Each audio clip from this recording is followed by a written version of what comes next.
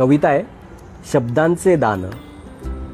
शब्दांच्या वस्तीत आहे दूरवर, शब्दांच्या वस्तीत आहे दूरवर, कितीक सुंदर शब्दांचेच घर.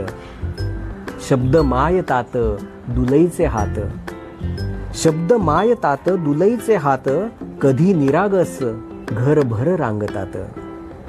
शब्दांच्या अंगणी शब्द वृंदावन, शब्दांच्या अंगणी शब्द वृंदावन, शब्दांचे पूजन मंगल पावन.